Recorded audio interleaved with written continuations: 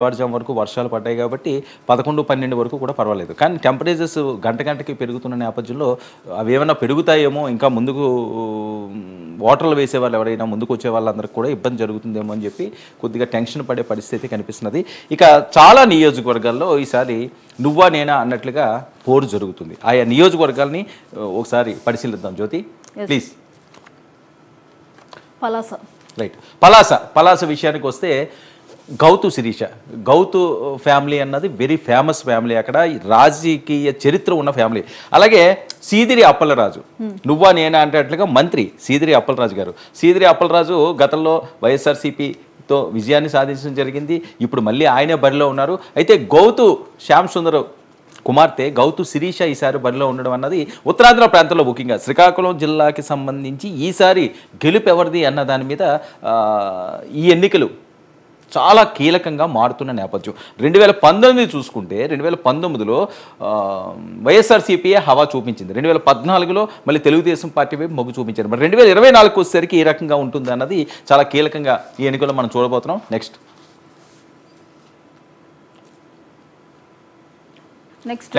ఎలా ఉండొచ్చు. Right,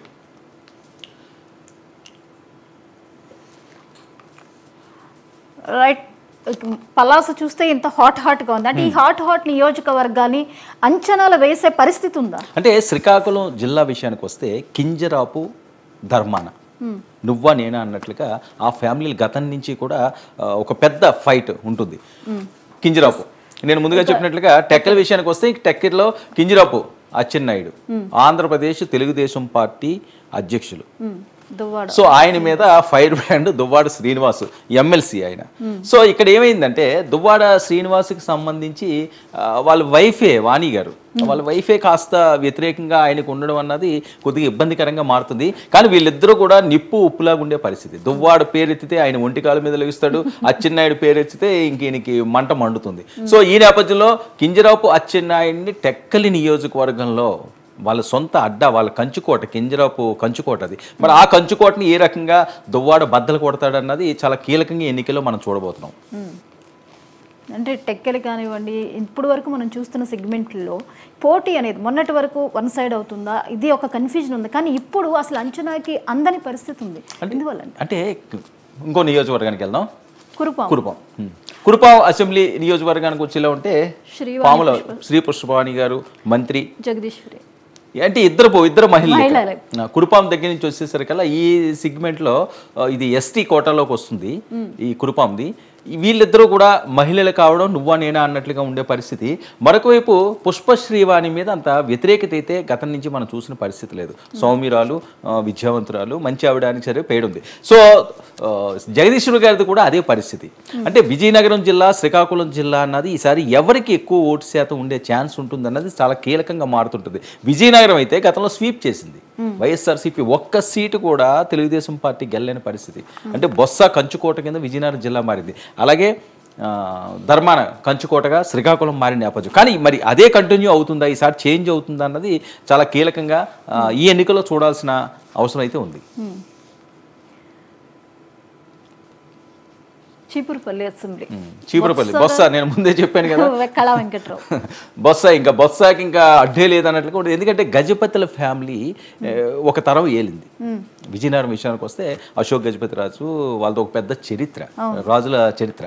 so ఆ చరిత్రలో తిరగరాసింది బొత్స సత్యనారాయణ అని చెప్పుకోవచ్చు. ఒక సామాన్యమైన వ్యక్తిగా రాజకీయ జీవితాన్ని మొదలుపెట్టి ఒక తిరుగులేని రాజకీయ నాయకుడిగా ఈరోజు జిల్లా మొత్తాన్ని శాసించే విధంగా బొత్స సత్యనారాయణ ఉండాలని చెప్పొచ్చు. ఇక మనం చీపురుపల్లి విషయానికి వస్తే అసలు చీపురుపల్లిలో కిమ్మిడి కళా వెంకట్రావు, ఈయన కూడా మాజీ తెలుగుదేశం పార్టీ అధ్యక్షుడు, ఆంధ్రప్రదేశ్ మొదటి అధ్యక్షుడు ఈయనే రాష్ట్ర విడిపోయిన తర్వాత. సో ఆయనకి లాస్ట్ మినిట్లో సీట్ రావడం జరిగింది. అసలు చీపురుపల్లి గంటా శ్రీనివాసరావుని వెళ్ళమని చంద్రబాబు నాయుడు గారు ఒత్తిడి తీసుకొచ్చారండి లాస్ట్ మినిట్ వరకు కూడా. ఓకే, గంటా శ్రీనివాసరావు వెళితే బొత్స వర్సెస్ గంటా అన్నది ఒక మంచి ఫైట్ అవునని అందరూ భావించారు. ఎందుకంటే ఇప్పటి వరకు కూడా గంటా శ్రీనివాసరావు ఓడిపోయిన చరిత్ర లేదు. సో ఆ నేపథ్యంలో ఖచ్చితంగా ఒక మంచి ఫైట్ ఇస్తారనుకున్నారు. కానీ కిమ్మిడి కళా వెంకట్రావు సీనియర్ కాబట్టి ఆయన్ని ఇబ్బంది పెట్టే పరిస్థితి ఉండదేమో అని చెప్పి చంద్రబాబు నాయుడు గారు ఫైనల్గా ఆయన వైపే మొగ్గు చూపించారు. కానీ చీపురుపల్లిలో చాలా కష్టంగా బొత్సాని ఎదుర్కొనే పరిస్థితి తెలుగుదేశం పార్టీకి ఉంటుందని వస్తున్న టాకు. ఎందుకంటే ఆయన ఒక సామ్రాజ్యాన్ని నిర్మించుకున్నాడు. విజయనగరం జిల్లా మొత్తం అంతా కూడా. చీపురుపల్లిలో అంత ఈజీ కాదు, చూద్దాం మరి వాటర్లో ఏమున్నది. ఏదైనా ఏ ఎన్నికలు మనం చూసినా సరే ఎవరికైనా ఓటు వేయాలని కానీ డిసైడ్ అయితే, వ్యతిరేకం అన్నది కానీ వాళ్ళు ఫిక్స్ అయితే ఇంకా అది వన్ సైడ్ అయిపోతుంది. ఎందుకంటే 2019 మనం చూసాం, 2014 నుంచి 19 చూసుకుంటే చంద్రబాబు నాయుడు గారి మీద అంత వ్యతిరేకత అయితే కనిపించలేదు.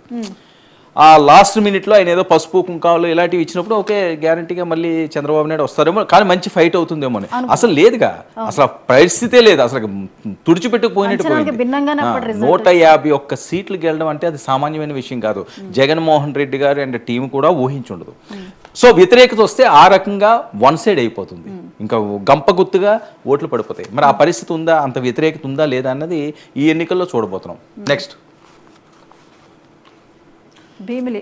ఇది అసలు భీమిల్లో నువ్వా నేను అన్నట్లుగా గంట ఇక్కడ గంట మోగిస్తాడా లేదా అన్నది, అవంతి తన విశ్వరూపాన్ని చూపిస్తారన్నది. ఇక్కడ అవంతి విషయానికి గంట విషయానికి వస్తే ఖచ్చితంగా దీని మీద మాట్లాడుకోవాల్సిన అవసరం ఉంది. ఆయన ఇప్పటికి వచ్చి ఏ ఎన్నికల్లో ఓడిపోలేదు, అవంతి కూడా ఏ ఎన్నికల్లో ఓడిపోలేదు. ఆయన ఎంపీ కింద గెలిచాడు, ఈయన ఎంపీ కింద గెలిచారు, ఆయన మంత్రి అయ్యాడు, ఈయన మంత్రి అయ్యాడు. ఆయన ఎమ్మెల్యేగా ఎప్పుడు ఓడిపోలేదు, ఈయన ఎమ్మెల్యేగా ఎప్పుడు ఓడిపోలేదు. సో చాలా క్లీన్ కంటెస్ట్ పోటీ ఇది. పిఠాపురాన్ని ఏ రకంగా చూస్తామో, అలాగే మంగళగిరి ఏ రకంగా చూస్తామో, కుప్పం, అలాగే హిందూపురం అవనివ్వండి, పులివెందులు అవనివ్వండి, ఇది ఎంత హాట్గా ఈ పోలింగ్ జరుగుతున్నదో, ఎన్నికలు జరగబోతున్నాయో, భీముల్లో కూడా అదే పరిస్థితి. నెక్స్ట్ వరుసలోకి వచ్చేది భీముల నియోజకవర్గమే. ఎందుకంటే లాస్ట్ మినిట్లో గంటా శ్రీనివాసరావు ఇక్కడ టికెట్ ఖరారు అవ్వడం జరిగింది. ఆయన ప్రచారంలో కాస్త వెనకబడ్డాడని. ఇంకొక విషయం ఏంటంటే, గతంలో భీముల నుంచి అవంతి శ్రీనివాసరావు గెలిచారు, 2 సార్లు గెలిచాడు ఆయన 2019తో పోల్చుకుంటే. గంటా కూడా భీముల్లో గెలిచారు. సో ఇద్దరికీ కూడా సొంత నియోజకవర్గంలా. కానీ అక్కడి నుంచి గెలిచిన తర్వాత గంటా ఆ నియోజకవర్గానికి దూరం అయ్యారు. ప్రతిసారి కూడా ఆయన గెలిచిన నియోజకవర్గంలో మళ్ళీ పోటీ చేయడు. ఏదైతే పోటీ చేశాడో అక్కడ గెలిచాడో నియోజకవర్గం మార్చుకుంటూ వస్తాడు. ఏ నాయకుడు నాకు తెలిసి అయితే రాజకీయాలు ఇలా చేస్తుండేమో ఇన్నిసార్లు నియోజకవర్గంలో మారి, ఏ నియోజకవర్గం అయితే అది. కానీ రెండోసారి మొదటిసారిగా గంటా శ్రీనివాసరావు ఇక్కడి నుంచి పోటీ చేస్తున్నారు. సో మరి గంటా వైపు మొగ్గు చూపిస్తారా, లేకపోతే బలమైన అవంతి శ్రీనివాస్ వైపు మొగ్గు చూపిస్తారా? ఇద్దరు ఒకే సామాజిక వర్గానికి, చాలా ఈక్వేషన్స్ ఉన్నాయి వీళ్ళిద్దరికీ కూడా.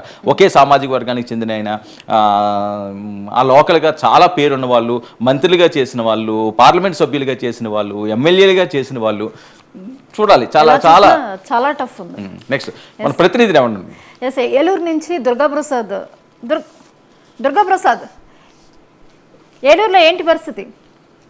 థ్యాంక్ యూ జ్యోతి. అయితే ఏలూరు జిల్లా వ్యాప్తంగా కూడా ఈ రోజు ఉదయం నుంచి అయితే పోలింగ్ ప్రక్రియ ప్రశాంతంగా అయితే మొదలైంది. కానీ ఈవీఎంలో మిషన్స్ ఏ అవుతున్నాయి